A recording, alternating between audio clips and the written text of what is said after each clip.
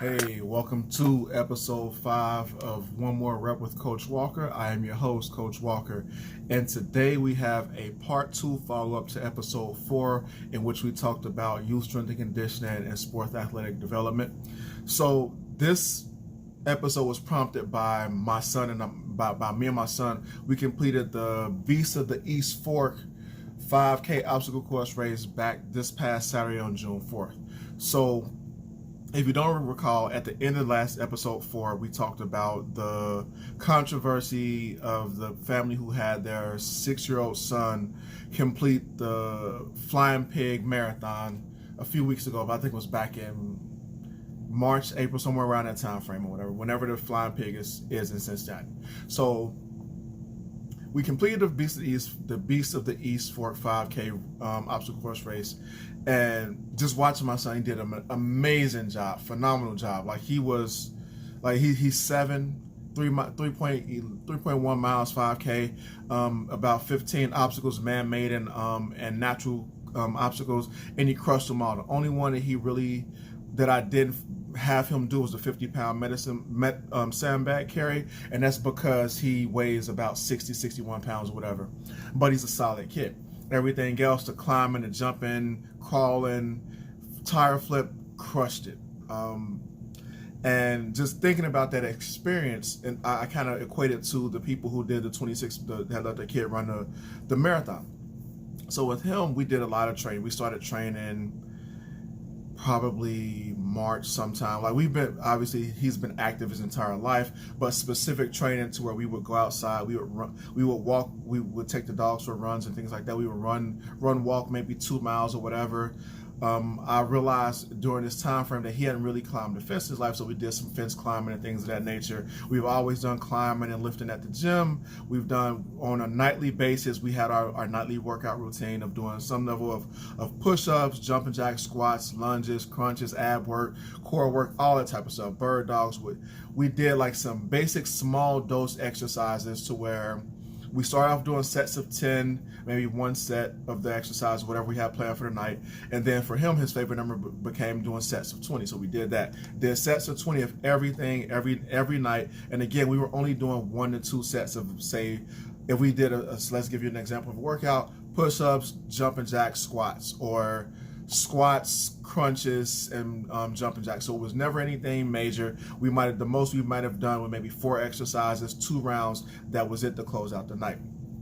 The runs took a little bit longer because we would walk 1 mile because we have an older dog that's like 11 years old. So we walk a mile, then we would run a mile with the younger dog. We have a puppy. So we would walk a mile, run a mile. We would do other stuff as well. So that's how it would look. And so fast forward to June 4th, all the training came together because, again, we did at least a solid 2 months, maybe 2.5 months of training to get ready for this. And if you go to Planet Kingston on YouTube, you'll see 2 videos that kind of show him doing some climbing activities that are in the gym. One is like hours before the gym. The other is like maybe a few weeks back. And you can actually see progression within those 2 videos. But this just kind of comparing it to those families, is like you kind of, as a parent and me being a strength and conditioning coach myself, I get to see my son firsthand every day, all day, and see what he's capable of doing, where his mindset is at, and kind of have my finger on the pulse all the time. Same thing with these parents for the marathon. Now, I still hold the stance that for me, letting the 6-year-old run it, I would not let my son run 26.2 miles. This is not it. Like this, now when we finished the 3 miles, he was fresh enough to feel like he wanted to do the whole course again. We didn't do it again, but I understand the thought process of, I know my child, but at the same time, I would still operate with the mindset of, okay, what's safe? What's the safest course of action here? Because even at the end of this race, he tripped over a stump that was on the course, and at the time it didn't hurt him. I think later on that night he had some pain in his leg, but he slept it off fine because I actually visually saw when he fell. It was a small fall, but it was the first one of the race. It was the only one of the race actually. But when you're thinking about what's too much for a kid. You always want to look at the chronological age and the training age. How long has a child been training? How old are they compared to the event that they're going to be competing in, and do they have the mental maturity to handle the event? And you just wonder if that family went through, because that family, there is I don't know what the budget is for the film, but there's a film that has been made about their experience. Whatever they went through, somebody, producer picked it up and they made a film about it. And you actually, in the local news, carried that story, so I was able to actually see the family. So like visually seeing them, they look like runners. So, well, they look like people who participate in those outdoor activities. So I can see where their mentality was, where they say, okay, my son, he could participate in this with the family. Not saying it right or wrong. I'm just saying that they look like runners, and you can see where they would get to the point where they could let the 6-year-old go and do the 26.2 miles. Again, for me, I wouldn't, but I would let my son compete in events that I felt were safe for him. And I feel like that's what this family felt like for their child. They feel like the event was safe for their child, given the fact that they felt like they did enough training and that they were going to be by his side the entire way through. Same thing for me. Again, shorter distance, but an event that my son had never done.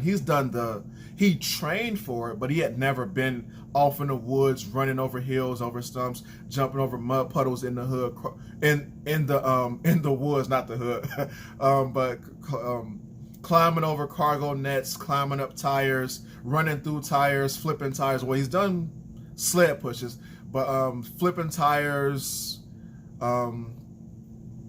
crawling through mud. He's played outside, but he's never really crawled through mud. But there's a lot of things that he hadn't done, but the primal movements that go along with it, run, jump, crawl, lunge, lift, carry, all those things were there, and we've always trained those things, and those are like natural movement patterns. So there was an easy transition for him, and he loved that experience. Now, I did almost knock him in the water on an accident, not timing the event right, but he caught himself and he figured out how to crawl across these moving planks, because he knew he understood the movement patterns enough to where we had practiced them. And then just over the time that he's just allowed to move like a kid and just not saying, okay, sit down all the time. That's not how we operate.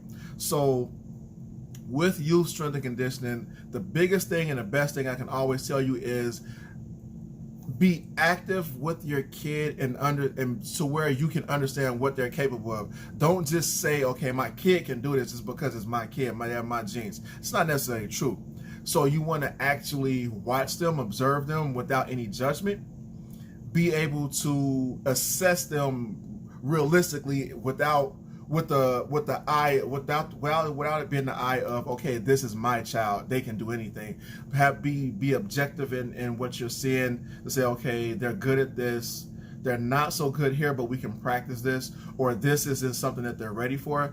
Be able to have those internal conversations and not be mad about, okay, well, where your child is at. Be comfortable enough to be able to say, okay, I can do the training, or I need to get somebody else to help them with this, because I'm not the right person to coach him on this. Because I know early on, when he was about 4 or 5, which is super early, I was thinking like, okay, there are a lot of things I might not be able to coach him on, just because my patience wasn't there, because my expectation levels were a lot higher because he was my son. But as he's gotten older, I realized, okay, I was misguided in my thought process, looking at him at 4 and 5 years old, realizing that he's still growing, he's still learning how to listen to me as dad and as coach. Fast forward to now at 7, I feel like I can be his coach for a lot of things, but I still want him to be able to be coached by other people, because him being coachable will make him a phenomenal athlete in whatever sport that he decides to participate in. But youth strength and conditioning in itself has to be tailored towards a kid that you're actually training, and that and for whatever activity or sport they're going to be participating in. It doesn't have to be so strict that they don't get the benefit of being a kid and being able to feel like they're having fun doing it. Once it's not fun, it's not going to last long. So make sure it's fun. Make sure it's specific to the movement patterns that will transfer to multiple sports, because they may start off in soccer but turn to football or lacrosse or whatever it may be, and there are a lot of primal movements and a lot of footwork drills and speed and agility and strength drills, as well strength training will transfer across the board. You just have to be smart about what you're doing. But the Beast of the East Fort 5K obstacle course race, great race for families, beginners. The obstacles in itself, I would rate on a scale of 1 to 10 as far as difficulty and level, about a 1, maybe a 2 at the most. The course itself is realistically, if you train for it, it's about maybe a 3 on a scale of difficulty, because again, my son, him having trained, he could have ran the entire race by himself and been fine.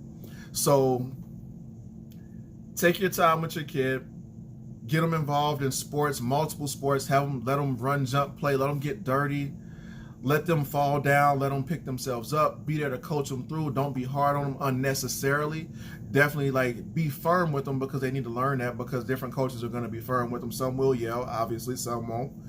But let them be well-rounded. Let them get out. Let them be active. Let them play different sports. Don't make them just play one sport the entire way through. Let them try basketball. Let them try baseball, soccer, lacrosse, whatever it may be. If they want to try rugby, because I would do rugby over football at this point now, and I'm a football guy. But yeah, have fun with it. Let them grow up. Let them have fun. This is Coach Walker. This is the follow-up to episode 4, just talking a little bit more about youth strength and conditioning, and just kind of giving you a recap on my time with my son at our first obstacle course race together. It was a blast. I encourage you to go try an obstacle course race if you haven't. It is always a fun time. I've never done one and not enjoyed it. Take care, train like you mean it, and check me out, High Power Performance, on Instagram, or shoot me an email at highpowerperformance@outlook.com, and we can get some training there. Take care.